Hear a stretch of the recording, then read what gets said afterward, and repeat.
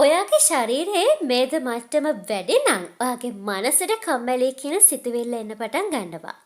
ඒ වගේම ශරීරයේ මේද මට්ටම වැඩි කෙනෙක්ගේ අත්ල තරම කහ පාටට හුරු සුදු පැහැයක් ගන්නවා.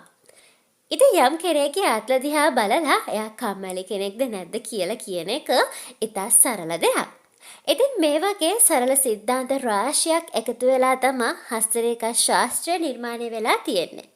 වර්තමානයේදී බොහෝ පිරිසක් තමන්ගේ අනාගතය පිළිබඳව දැනගන්න මේ හස්තරේඛා ශාස්ත්‍රය භාවිතා කරනු ලබනවා. මේ අතරින් බහුතරයක් වන්නේ කාන්තාවන්.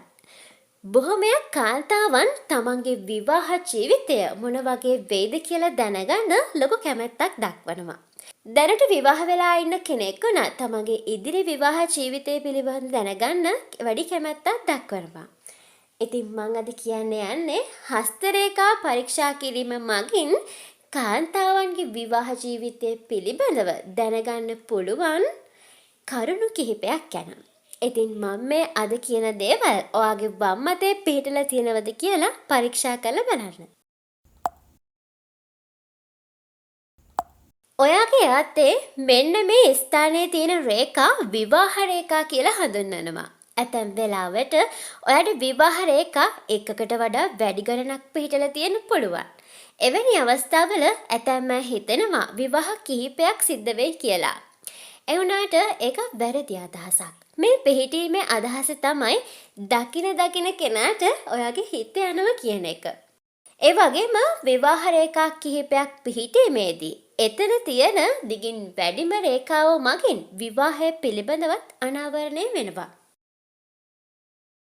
ඔයාට පැහැදිලි සහ ගැඹුරු එක් විවාහ රේඛාවක් පමණක් තියෙනව නම් ඒකේ අදහස තමයි ඔයාට ස්ථිර සහ තද බැඳීමක් සහිත වාසනාවන්ත විවාහයක් හිමි වෙනවා කියන එක.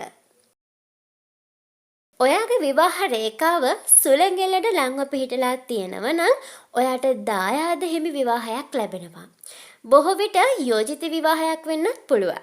ඒ වගේම ඔයාගේ විවාහ රේඛාව සුළඟෙල්ලට ඈතින් පිහිටලා තියෙනව නම් ඔයාට ආදරයේ මුළුණු විවාහයක් ලැබෙනවා.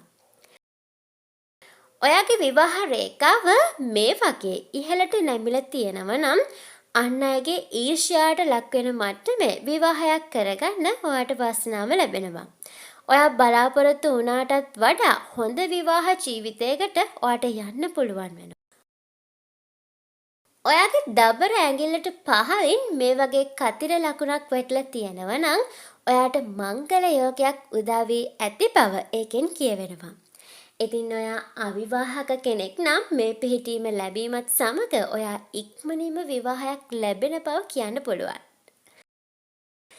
මේ රූපේ පෙන්වන ස්ථානයේ මේ වගේ රේඛා දෙකක් පිහිටලා තියෙනවා නම් ඒකෙනුත් කියවෙන්නේ ඔයාට ඉතා ප්‍රීතිමත් විවාහ ජීවිතයක් ගත කරන්න ලැබෙනව බව.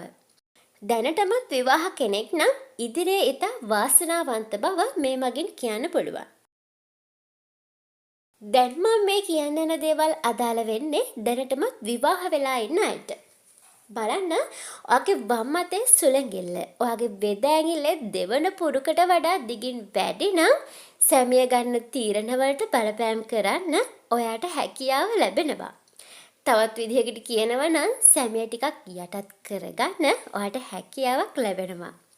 නමුත් සැමියගේ සුළඟිල්ලත් බෙද ඇඟිල්ලේ දෙවනි පුරුකට වඩා දිගින් වැඩි නම් එයාගේ තීරණ වලට බලපෑම් කරන්න ඔයාට අවස්ථාවක් ලැබෙන්නේ නැහැ.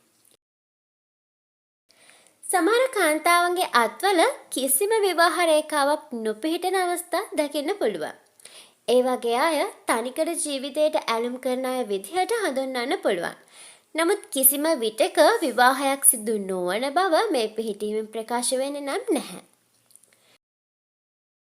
කෙනෙකුගේ විවාහ රේඛාව ආරම්භයේ දූපත් ලකුණක් පිහිටලා තියෙනවා නම් ඒ කෙනාගේ විවාහයට මුල් කාලයේදී බාධා පැමිණෙනවා. නමුත් ඒ විවාහය කඩාකප්පල් වීමකට නම් හේතුවක් වන්නේ නැහැ. ඔයාගේ විවාහ රේඛාව අගින් මේ වගේ කරුවක් පිහිටලා තියෙනවා නම් සහ අතේ මෙන්න මේ ස්ථානයේ මේ වගේ රේඛා එකක් හෝ පිහිටලා තියෙනවා නම් විවාහයෙන් පස්සේ විදේශගත වීමේ වාසනාව ඔයාට තියෙනවා. ඔයාගේ අතේ මෙන්න මේ රේඛාව දබර ඇඟිල්ල සහ මැද ඇඟිල්ල අතරට යාදලා තියෙනවා නම් ඔයා ඔයාගේ සැමියට සහ පවුලට ඉතා ලැබි කෙනෙක් බවට පත් වෙනවා. ඉතින් මං අද මේ කියපු ලක්ෂණ ඔයාගේ අතේ පිහිටලා තියෙනවද කියලා පරීක්ෂා කරලා බලන්න. ඔය ජ්‍යොතිෂ හස්තරේඛා ශාස්ත්‍රය වගේ දේවල් ගැන උනන්දු වෙන කෙනෙක් වෙන්න පුළුවන්. ඒ වුණාට ඔයා කිසිම ජ්‍යොතිෂ වේද්‍යයෙකුට හෝ ශාස්ත්‍ර බලන පුද්ගලයෙකුට ඔයාගේ ජීවිතේ තීරණය කරන්න නම් ඉඩ ලබා දෙන්න එපා.